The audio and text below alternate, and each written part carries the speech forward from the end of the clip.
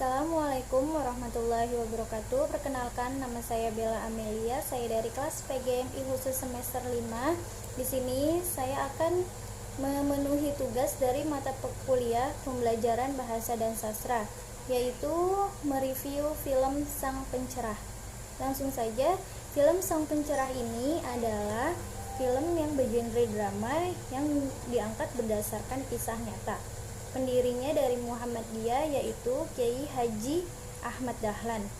Film ini disutradarai oleh Hanung Bramantyo dan diperankan oleh Lukman Sardi atau Iksan Tarore sebagai Ahmad Dahlan, Saskia Adnameka sebagai Siti Walidah. Nah, dari film ini menceritakan Muhammad Darwis adalah seorang anak muda yang berusia 21 tahun dan seorang anak dari Abu Bakar yang dulunya seorang khatib di Masjid Besar Kauman yang biasa dipanggil oleh keluarganya dan teman-teman dekatnya. Pada saat umur 21 tahun, Darwis banyak melihat budaya sesajen yang berbaur agama Islam yang menurutnya menyesatkan. Kemudian Darwis memutuskan untuk pergi ke Mekah dan memperdalam ilmu agama Islam. Sebelum berangkat ke Mekah, Pak D-nya berpesan agar ia belajar di Mekah untuk membawa perubahan untuk kauman. Tidak seperti kiai-kiai yang lainnya yang sebelumnya yang sudah belajar di sana tetapi masih saja mengikuti tradisi yang dilakukan kauman. Sepulang dari Mekah, Darwis mengubah namanya menjadi Ahmad Dahlan. Nama Ahmad Dahlan itu sendiri berasal dari gurunya sewaktu dia belajar di Mekah dan beliau akhirnya menikah dengan Siti Walidah.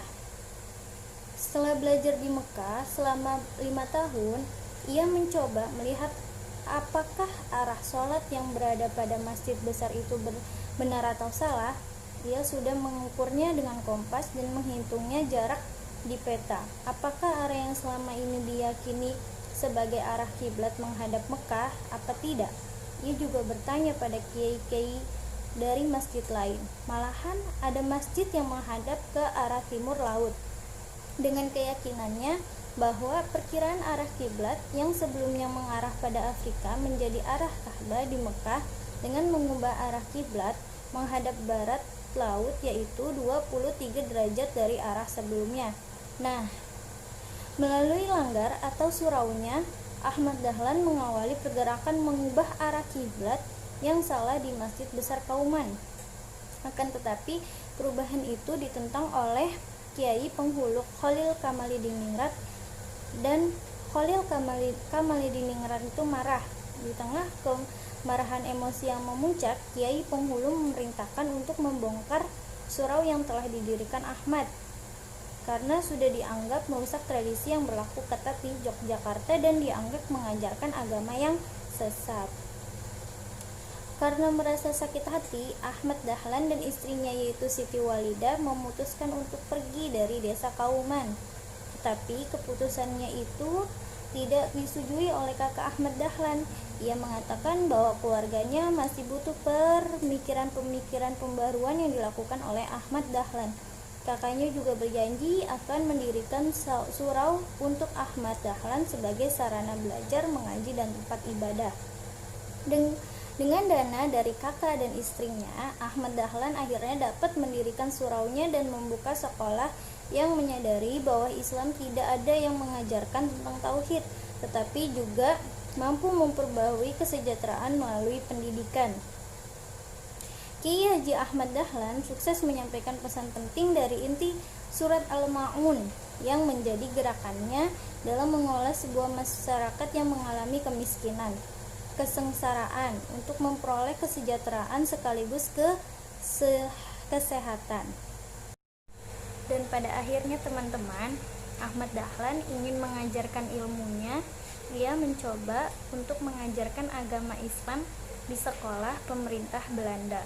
Awalnya pengurus sekolah itu tidak yakin akan berhasil, tetapi Ahmad Dahlan memujuknya agar ia diberi kesempatan sekali untuk mengajarkan agama Islam, dan akhirnya beliau diizinkan untuk mencobanya. Pada saat percobaan itu, ketika Ahmad Dahlan memberi salam, tidak ada satupun murid yang menjawab salam darinya. Ketiga kalinya memberi salam, salah satu murid ada yang mengeluarkan kentut. Ahmad Dahlan tidak marah. Ia malah menerangkan tentang kebesaran Allah yang telah memberikan manusia lubang untuk membuang gas-gas yang ada di dalam perut. Karena cara yang belajar dengan asik, murid-murid tertarik untuk diajar oleh Ahmad Dahlan, dan beliau pun resmi mengajar di sekolah itu.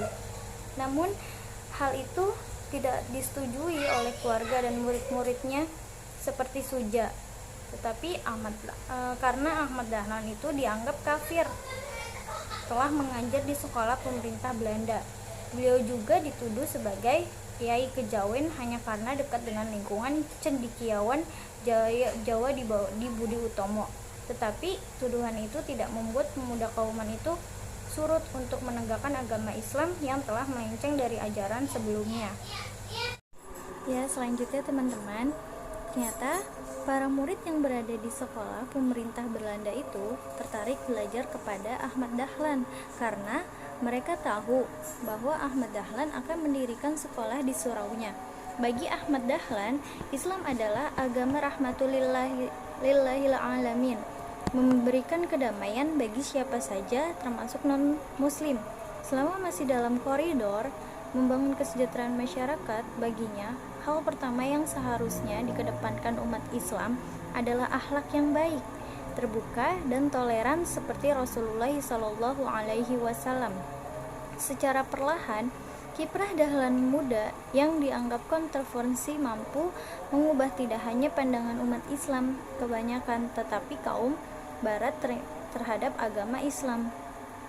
Nah, didampingi dengan istri tercinta Siti Walidah dan 5 murid setianya, yakni Suja, Faruddin, Hisham, Syarkawi, dan Abul Ghani, Ahmad Dahlan membentuk organisasi Muhammadiyah dengan tujuan mendidik umat Islam agar berpikir maju sesuai dengan perkembangan zaman. Lagi-lagi hal itu ditentang oleh para kiai penghulu. Organisasi Muhammadiyah ini dianggap sebagai ajaran yang sesat, dan kiai penghulu berpikiran bahwa Ahmad Dahlan akan menjadi residen.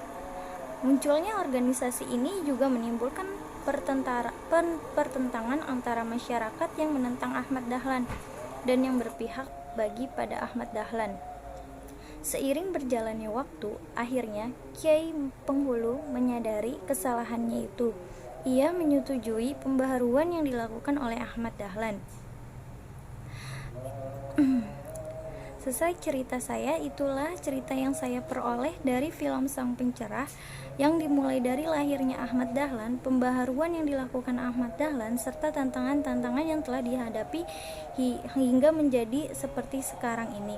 Demikianlah cerita singkat dari saya, film dari Sang Pencerah ini. Kurang lebihnya mohon maaf. Wabillahi taufiq wal hidayah. Wassalamualaikum warahmatullahi wabarakatuh.